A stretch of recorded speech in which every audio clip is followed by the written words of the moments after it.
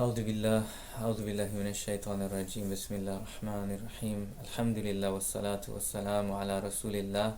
Assalamu alaikum, dear community. I'm very happy once again to be with you, to be able to share with you from the 40 Hadith of Imam Nawawi. We've been covering actually the third Hadith, which discusses the 5 pillars of Islam, which begins with the Bunya al-Islamu ala khamsin, that Islam is founded upon 5 things, and most of us are familiar with those 5 things, so I won't repeat them. And this leads me to the next section that I want to talk about, wherein he speaks on forsaking evil conduct during the Hajj, right? So he says, forsaking indecency, immorality, and wrangling over matters, right? So indecency is a general term, he says, covering all nonsensical, foul, and obscene language. When we're stressed, when we are sometimes even we hit our head on something, right? Like when there's physical duress of some kind, when people are being aggressive, we have moments of road rage or other kinds of outbursts, right, that are uncharacteristic of our baseline, sense of self. But Hajj tends to bring that out in us, right? Hajj has those difficulties in it. But we have to have that intention, not only of just doing this for Allah, but doing it right for Allah, right? Doing it right for Allah. And part of that is also preparation. How do you prepare yourself, and how do I prepare myself to be patient, to restrain our tongues, to speak what is beneficial and useful for people when we speak? We kind of talked about that last time, like what are the creative ways we can tame our tongues? So that also comes into play here. He says wrangling is excessive quarreling, arguing, causing ill will, right? So even leading to ill will and, kind of negative feelings between people. Distracting from noble purpose, right? So distracting others or yourself are all sort of incompatible with the good character that we're trying to have. He also says one should therefore refrain from raising frequent objections against one's fellow traveler. So how are we treating the people we're traveling with is also important in the Hajj. And he says also frequent objections and complaints, right, to the camel, about the camels, the means of transport, and one's other companions, right? And he says rather should one take things gently, sheltering others beneath one's wing along the way to the house of God. So Hajj is beginning before you've reached. It's beginning with the people you're traveling with your caravan. How you're treating them, how are you treating the people that are servicing, this group of pilgrims. He also then adds, which I liked, or actually I'll get to that in a moment. He says good conduct is essential, and good conduct means putting up with painful things. Putting up with painful things rather than trying to repel them. So instead of trying to resist, we should orient ourselves and expect to be putting up with painful things, and to do that with some grace and with some humility and with some, mindfulness, right? And preparing for that before we make the Hajj. Then this is the part that I was going to mention. He says the Arabic word for journey is safar, right? Safar. And because it reveals, and then he does sort of a linguistic play here, because it reveals. So it's safar because it reveals, and what he uses the expression yusrifu an. So when you say yusrifu an, yusfiru an, right, is like a verbal derivative of, and linked to the word safar. So yusfiru an holds the meaning of revealing something. So travel is a means of revealing character, right? And that is exemplified in the saying of Umar radiallahu anhu, where he says, have you accompanied, or someone basically claims to know an individual, and then Umar asks in response, have you accompanied him on a journey? that would show up his good qualities, where his good qualities would be manifested.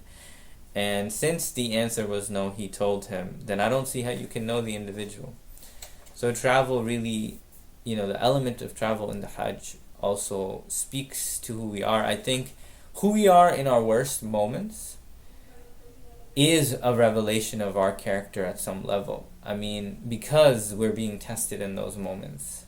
And I think we should not only strive to find a baseline character in comfort, but we should also seek to raise who we are in moments of distress from where we may be now to a higher level, and doing it just incrementally as much as we can.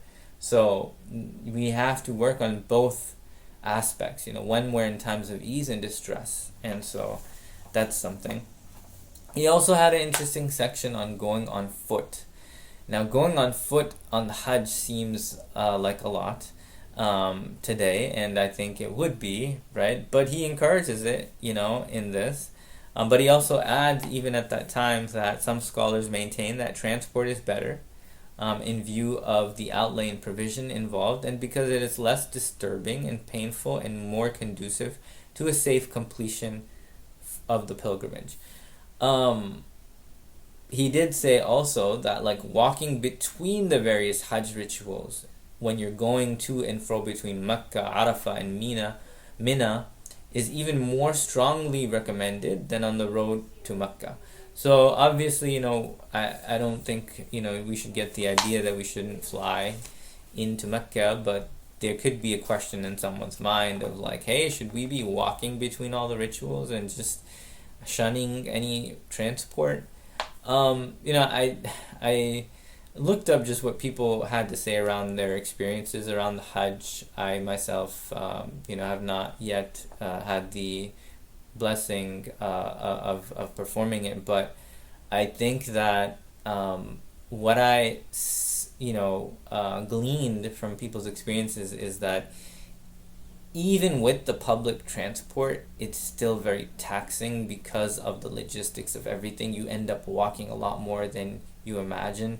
So if you're getting any idealistic sort of visions of you completing the Hajj on foot, you may want to reconsider and think that through a bit more. You'll have a lot of physical preparation that you have to do.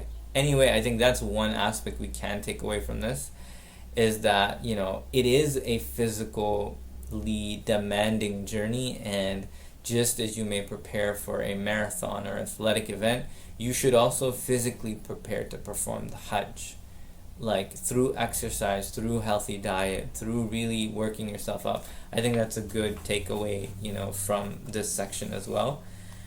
But don't make your life harder than it needs to be, because you will be taxed and there will be a lot of walking, even if you have made good arrangements for yourself. Yet, coming to the next section, he says the modesty and simplicity of transport is important for Imam al-Ghazali, and he advises us for that. So he says the pilgrim should take a simple riding beast for transport, abstaining from being carried in a litter unless there is a reason to fear that he could not ride the animal.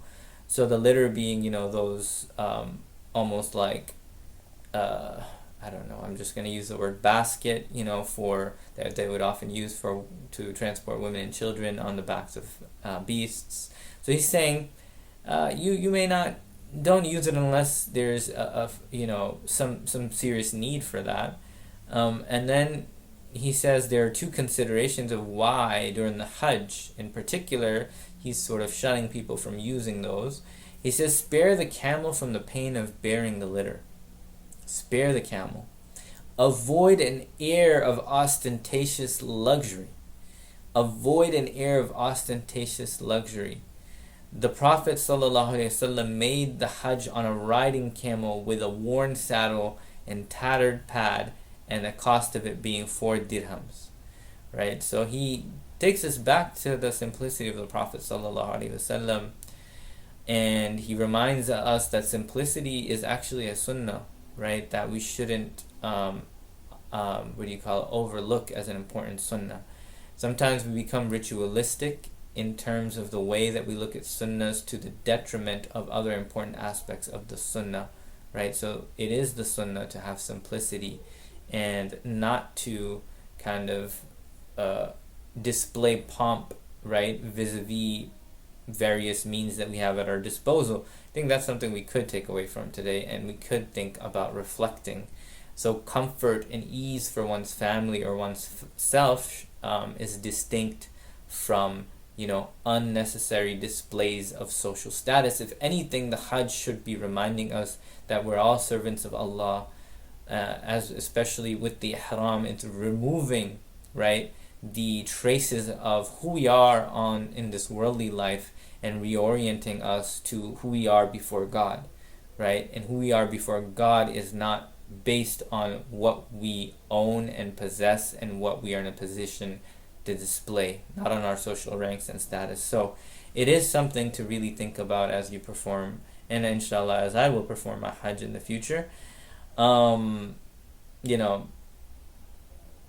like to just put in some of the sort of humor here, or I find it humorous. Maybe it doesn't have to be taken only on the humor value here, but he says, and I don't think that's the way he intends it, so I do want to respect his sort of disposition towards it. He says, these camel litters, right, these, baskets, these carrying devices, he says they were a bid'ah introduced by pilgrims despite the protests of the scholars of the day, right? So that this became a common practice for pilgrims is what he's denouncing here. And he says it was a bid'ah.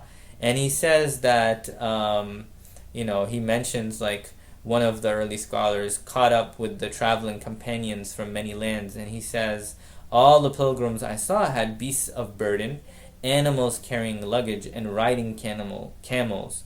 Among them all I spotted no more than 2 litters. So, and he says, when Ibn Umar noticed the new styles and the litters introduced by the pilgrims, he would say, few pilgrims, many riders. Few pilgrims, many riders. Then he would look at a poor man shabbily dressed and mounted atop some sacks and say, this is the cream of the pilgrims. This is the cream of the pilgrims. So I like these anecdotes that kind of lift up, flip maybe some of the ways that we've been acculturated into Hajj these days. This, again, like, I don't know if we need to get to, to really carbon copy what Imam al-Ghazali says here, but, there's a section on shabbiness in dress and appearance. The pilgrim should be shabbily dressed, disheveled and dusty, not over-adorned, nor inclined to things that excite vainglory. So it shouldn't incite your sense of pride. Shouldn't dress in a way that incites your sense of pride, nor invoke rivalry amongst and comparative sort of, rivalry and competition amongst others for material reasons, right? Shouldn't invoke that kind of attitude amongst other pilgrims. And he says should not over adorn, and if they do, he kind of says you're enrolling yourself among the arrogant, right? So not every wealthy person is arrogant, right? But wealthy people can and tend often, perhaps, I don't want to generalize here, but I'll just say what Imam al-Ghazali says. He says, enrolling among the arrogant and the opulent, and parting company with the weak, the poor, and the righteous, right? So there's this kind of loyalty and commitment and humility that is seen as an ideal that exists more commonly in those that do not have versus those that do have. And it's not a necessary correlation, but the idea of committing ourselves to the cause of those that, could use our support, and that I think is, and our solidarity with the marginalized as we perform the Hajj, I think is an important element that's being brought out here. He also says that inconspicuousness, not standing out, is an important element of the ethics of performing the Hajj. The other section that I want to bring to your attention is kindness to beasts of burden. Pilgrim must be kind to animals, taking care not to overload them. And I think that's important to recognize that, what are we doing to nature and animals in the process of performing our Hajj, and what are ways that we can be attentive to taking care and stewarding the creation of Allah subhanahu wa ta'ala. And we may not have, I don't know the extent to which animals are used at Hajj today, but I imagine not very much. I don't know if people get creative out there or not, but what I do know is that there's a lot of folks involved in administrative aspects of the Hajj.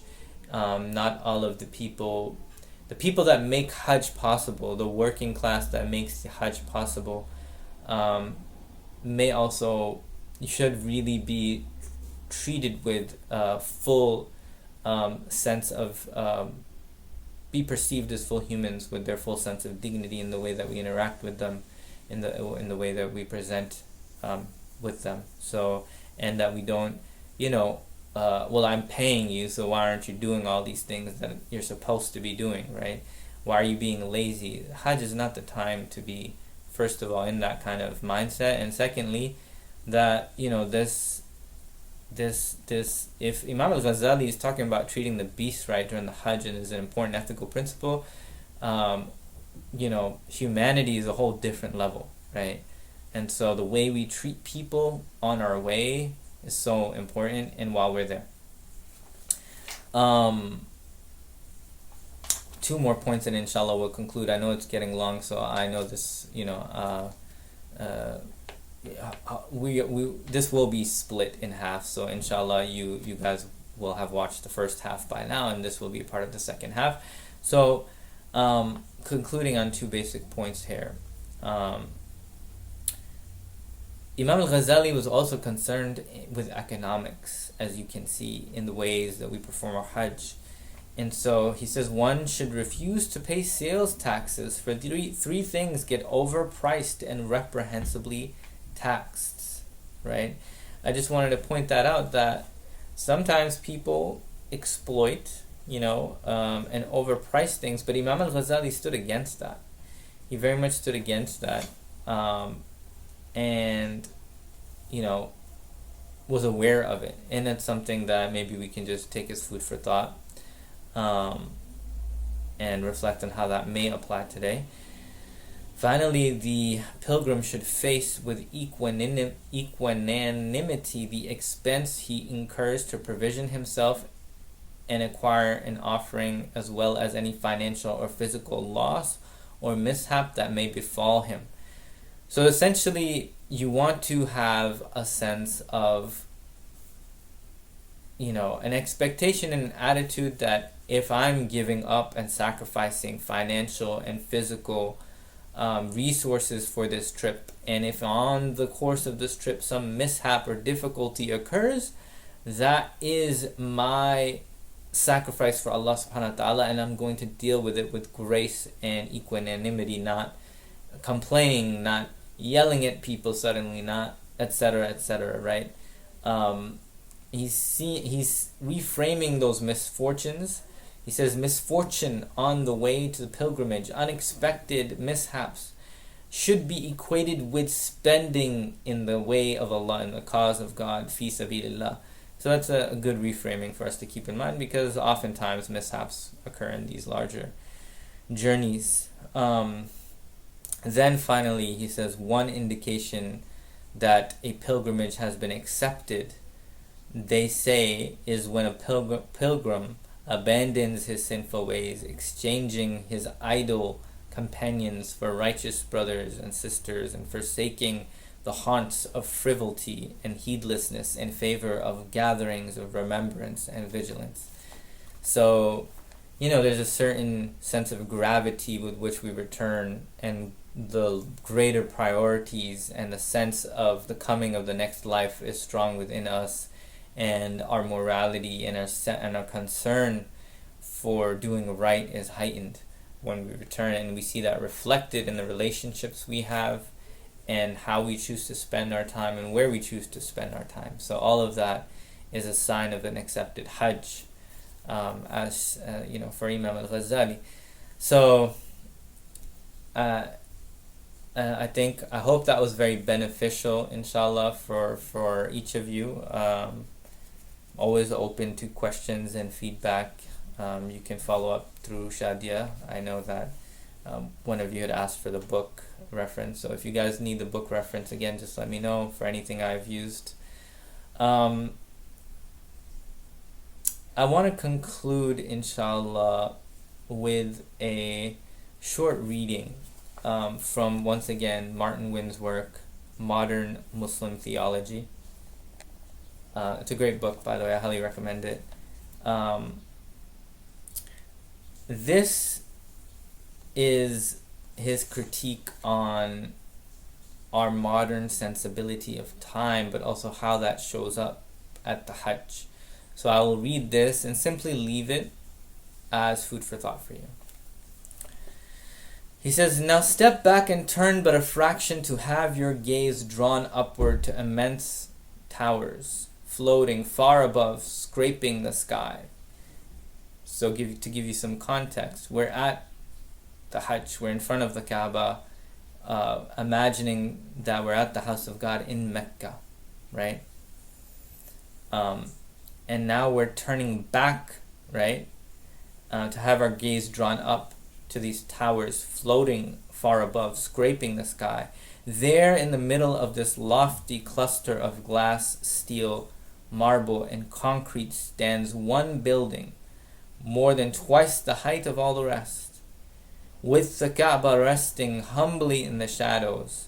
An immense clock tower reaches high above, projecting from all four of its sides the vacuous face of empty human time. Whithersoever you stand, the face of the ponderous clock glares down. The hands of the clock face circling endlessly above bear down heavily upon the mind, so that none should lose sight of every minute and every hour that is wasted. The clock tower looms gracelessly above like the needle of a sundial, but the shadow it casts does not tell time as measured by celestial sun above, but instead projects the carefully apportioned hubris of man.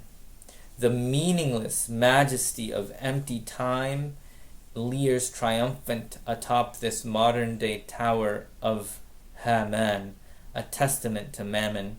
And Pharaoh said, quoting from the Quran, "And Pharaoh said, O Haman, build for me a tower so that I may reach the ropes of the heavens." It is when one stands between the Kaaba and the Abraj al-Bayt, or the towers of the house, as the clock tower complex is called, that the temporal tension of the modern world is made most clear. The house of God and the towering timepiece of man each call us, seeking our devotion. Try as one might to turn solely to the Kaaba, the presence of the clock tower looms ever behind, pulling our eyes wayward. The modern sense of time, which the clock tower exemplifies, is too thoroughly dyed into the fabric of everyday existence to be excised completely. Our recourse rather lies in the timing of prayer. He goes on, but I hope that imagery is good food for thought, inshallah. So may Allah bless you. May Allah accept from you on this blessed day of Jum'ah, and inshallah we will now formally be moving to Hadith number 4.